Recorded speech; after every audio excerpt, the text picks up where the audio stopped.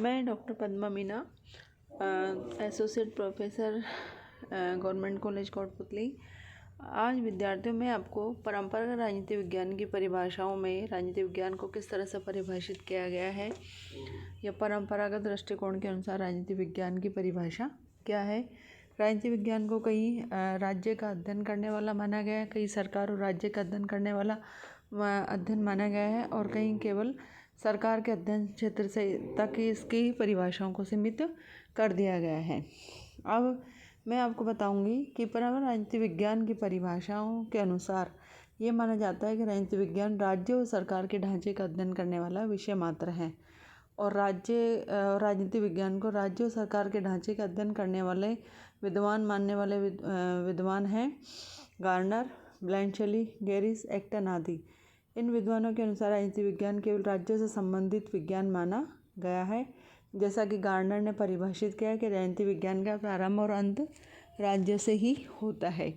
इसी तरह ब्लैंचली ने राजनीति विज्ञान को परिभाषित करते हुए कहा है कि राजनीति विज्ञान वह विज्ञान है जिसका संबंध राज्य से है और जो उसकी परम आवश्यक प्रकृति, मतलब राज्य की आवश्यक प्रकृति, आधारभूत स्थिति और विविध स्वरूप और विकास को समझने का प्रयास करता है।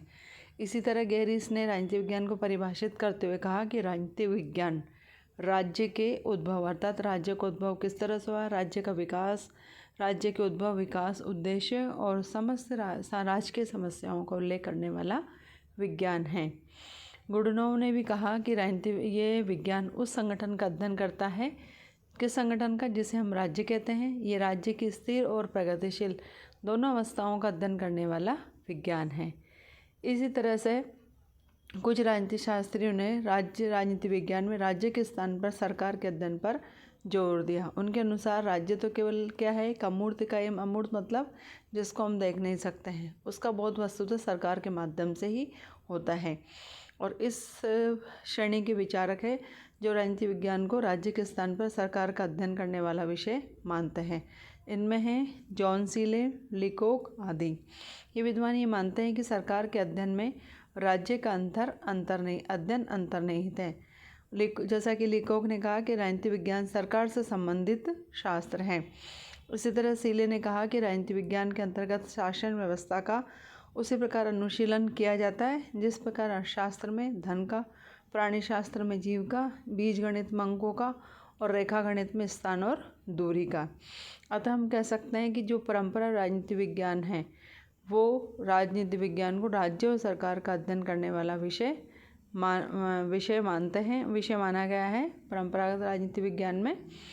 और राज्य के बिना सरकार की कल्पना नहीं की जा सकती है, क्योंकि सरकार क्या करती है, राज्य द्वारा प्रदत्त प्रभुत्व शक्ति का ही प्रयोग करती है और सरकार के बिना राज्य क्या है, एक अमूर्त कल्पना मात्र है। और इस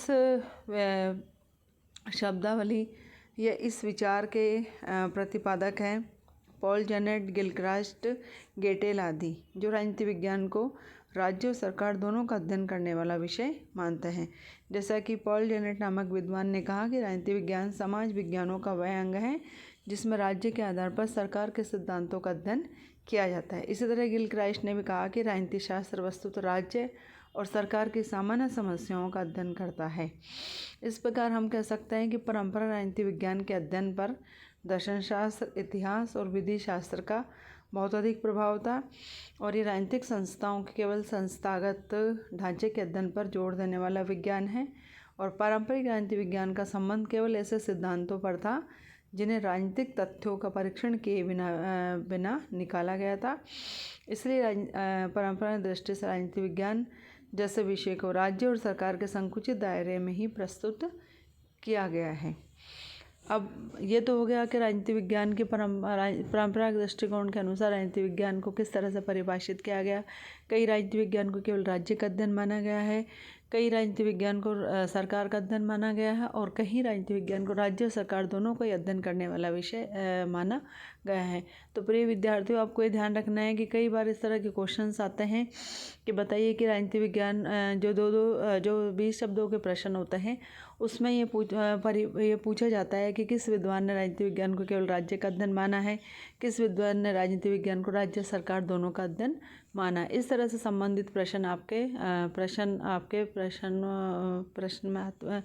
आपके क्वेश्चन में पेपर में कई बार आते हैं। इसलिए आपके लिए यह आवश्यक है कि किस विद्वान ने राजनीति विज्ञान को केवल राज्य का अध्ययन माना, किसने राज्य सरकार का अध्ययन माना और किसने केवल सरकार का अध्ययन करने वाला विषय क्षेत्र माना है। इस तरह से आपको इन विद्वानों के राजनीति शास्त्रियों के नाम याद रखने आवश्यक है। अब मैं आपको बता रही हूँ कि राजनीति विज्ञान के अनुसार राजनीति विज्ञान का परंपरागत दृष्टिकोण क्या है। तो परंपरागत राजनीति विज्ञान में राज्य के अध्ययन वस्तु या अध्ययन विषय राज्य को माना गया है। लेकिन अब ये प्रश्न उपस्थित होता है कि राज्य के वो कौन सा पहलू जिनका विवेचन राजनीति शास्त्र करता है, अर्थात इसका क्षेत्र क्या है।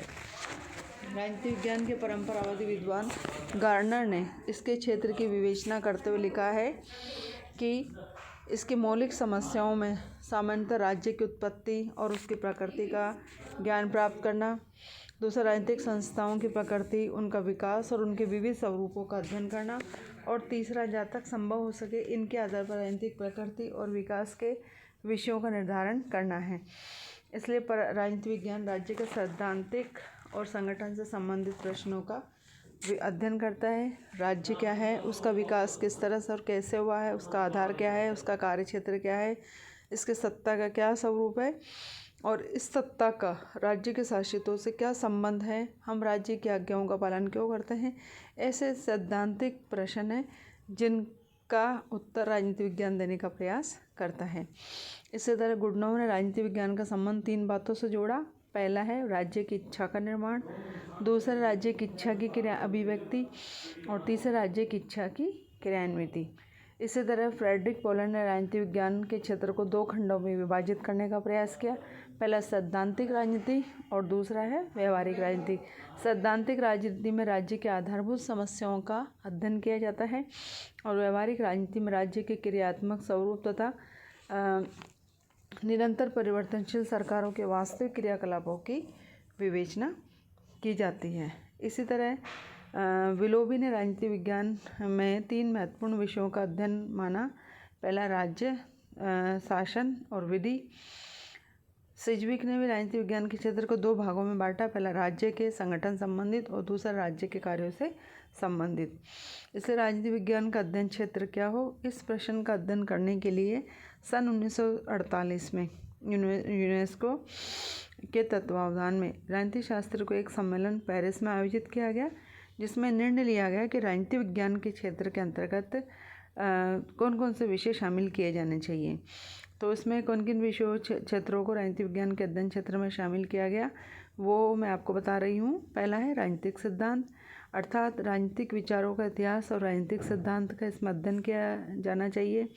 दूसरा राजनीतिक संस्थाएं। राजनीतिक संस्थाएं कौन कौन सी, जैसे संविधान है, राष्ट्रीय, क्षेत्रीय और स्थानीय सरकारें, लोक प्रशासन, सरकार के सामाजिक और आर्थिक कार्य और तुलनात्मक राजनीतिक संस्थाएं।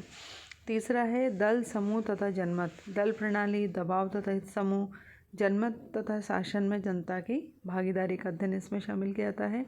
और चौथा है अंतर्राष्ट्रीय संबंध, अर्थात अंतर्राष्ट्रीय राजनीति, अंतर्राष्ट्रीय विधि, अंतर्राष्ट्रीय संगठन और प्रशासन का इसमें अध्ययन किया जाता है। इस प्रकार हम कह सकते हैं कि विद्यार्थियों के परंपरा राजनीति विज्ञान राज्य और सरकार का सांगोपांग अर्थात उसके अंगों का अध्ययन करता है। राज्य सरकार के अतिरिक्त उसकी किसी और में रुचि नहीं है, अतः राजनीति विज्ञान का आदि और अंत किसे माना गया है, राज्य में ही माना गया है। अब मैं आपको अगले व्याख्यान में परंपरावादी राजनीति विज्ञान की कौन कौन सी अध्ययन पद्धतियाँ हैं या परंपरागत राजनीति विज्ञान का अध्ययन हम किन अध्ययन पद्धतियों के अंतर्गत कर सकते हैं, अगले व्याख्यान में इस पर मैं अपना विचार प्रस्तुत आपके सामने करूँगी। धन्यवाद।